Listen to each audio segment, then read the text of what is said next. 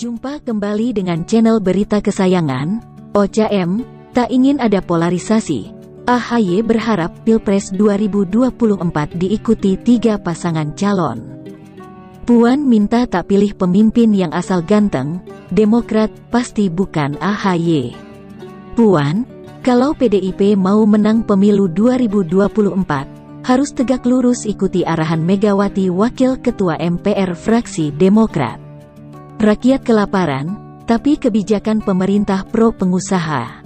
Polarisasi yang terjadi pada Pilpres 2014 dan 2019 telah membuat kehidupan masyarakat Indonesia terbelah menjadi 2 kubu.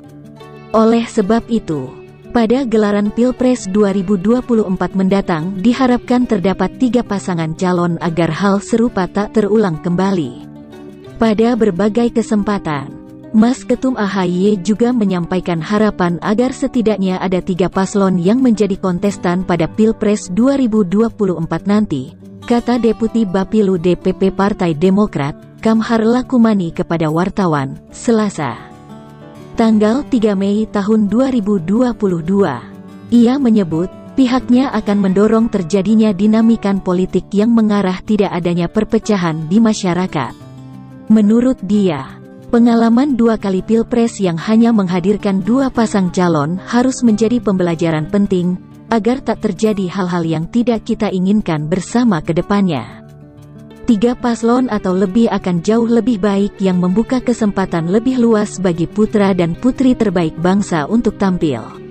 Ini juga akan menyajikan pilihan lebih banyak bagi rakyat, dan memberi peluang lebih besar untuk mendapatkan pemimpin yang kredibel, serta kemampuan yang memadai untuk mengurus bangsa dan negara, ujarnya. Ia mengaku terus membangun komunikasi politik lintas partai untuk kerjasama politik menyambut pemilu serentak 2024. Partai Demokrat, kata dia, adalah partai terbuka dan tak memiliki beban untuk bekerja sama dengan parpol manapun agar memenuhi ambang batas Pilpres. Namun demikian Partai Demokrat mensyaratkan kerjasama politik yang terbangun memiliki kesamaan platform yang menempatkan kepentingan dan kesejahteraan rakyat sebagai yang utama dan diutamakan, tutur dia. Selain itu, Partai Demokrat juga berpandangan bahwa politik bukan hanya semata-mata memenangkan kontestasi dan berkuasa, tetapi ada etika politik yang mesti dipedomani. Jadi, tak bisa menghalalkan segala cara, termasuk eksploitasi politik identitas yang berlebihan, katanya. Wakil Ketua MPR fraksi Demokrat, rakyat kelaparan, tapi kebijakan pemerintah pro pengusaha. Wakil Ketua MPR RI dari fraksi Partai Demokrat Syarif Hasan mengaku miris melihat kondisi Indonesia di tengah krisis akibat pandemi COVID-19 yang belum juga selesai. Ia menyebut, di tengah banyak rakyat yang kelaparan, tapi pemerintah malah mengeluarkan kebijakan yang pro pengusaha. Setelah hampir 2 tahun dihantam pandemi COVID-19, masyarakat kini dibebankan dengan sulitnya mendapatkan kebutuhan pokok karena harga-harga yang kian melambung tinggi. Sangatlah miris, di negeri yang kaya sumber daya alam, rakyatnya sendiri kelaparan dan kesulitan memenuhi kebutuhan pokok mendasar. Padahal jika pemerintah punya kebijakan yang terarah dan pro-rakyat, seharusnya semua persoalan yang sekarang terjadi dapatlah diatasi, kata Syarif seperti dikutip dari laman mpr.go.id, Rabu tanggal 27 April tahun 2022. Ia menjelaskan, masyarakat berpendapat menengah ke bawah dan kelompok UMKM adalah yang paling terdampak adanya krisis ekonomi. Namun, hingga kini pemerintah terkesan acuh terhadap keberadaan mereka. Rakyat berpendapatan menengah ke bawah dan UMKM adalah kelompok yang paling terdampak krisis kebutuhan pokok yang terjadi tanpa adanya kepastian solusi. Pemerintah seperti tambal sulam. Kebijakannya tidak terencana dan gagal fokus sehingga persoalan belum juga berakhir. Sangatlah wajar jika rakyat merasa skeptis dan pasrah, ujarnya. Ia menyebut, fungsi negara adalah memastikan kebutuhan pokok rakyatnya terjamin. Jika ada gejolak harga dan kelangkaan barang, pemerintah harus melakukan intervensi sampai semua persoalan teratasi. bukan justru menyerahkannya pada mekanisme pasar. Inilah esensi negara kesejahteraan sebagaimana amanat pasal 33 UUD 1945.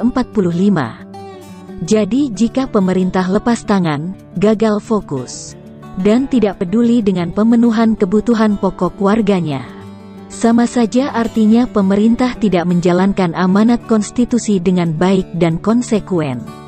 Ingatlah bahwa rakyatlah yang berdaulat atas segala rupa sumber daya di Republik ini.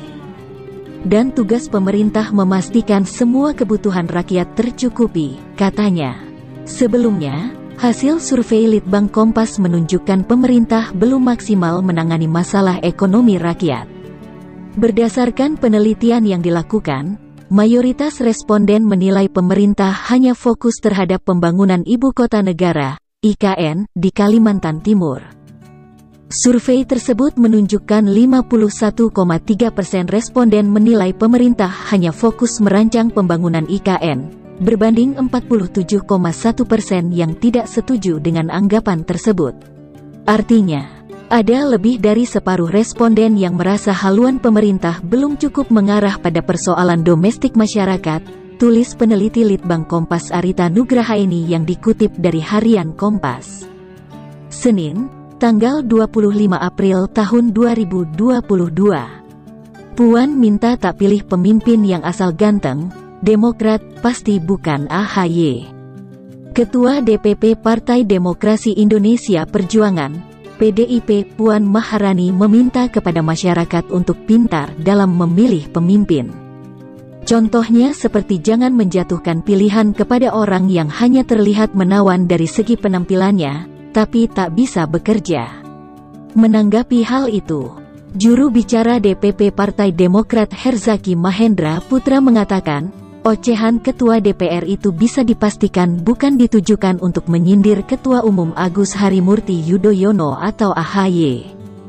Itu pasti bukan Ketum PD, AHY, yang dimaksud, kata Herzaki kepada wartawan, Jumat, tanggal 29 April tahun 2022. Ia menjelaskan, AHY itu selain ganteng, tapi juga sosok yang cerdas dengan segudang prestasi yang pernah ia raih di dunia militer maupun akademik.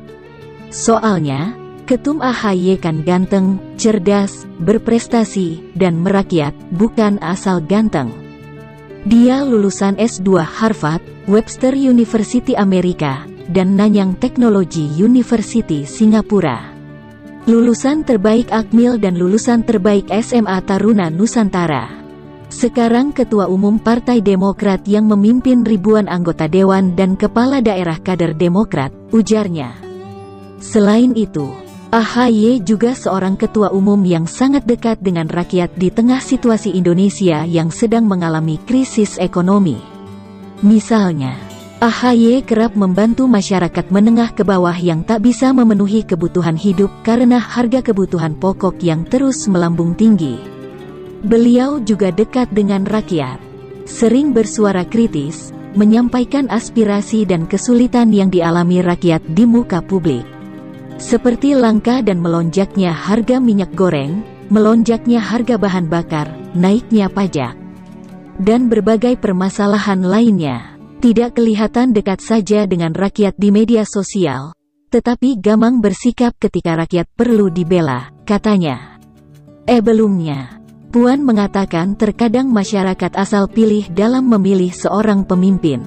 Terkadang-kadang itu kita suka yowes lah dia saja asal ganteng, dia saja yang dipilih asal bukan perempuan. Dia saja walau tidak bisa apa-apa yang penting kalau di sosmed dan TV nyenengin, kata Puan di depan ribuan kader PDIP Kabupaten Wonogiri, Jawa Tengah, yang dikutip dari Kompas.com. Rabu tanggal 27 April lalu. Puan, kalau PDIP mau menang pemilu 2024, harus tegak lurus ikuti arahan Megawati.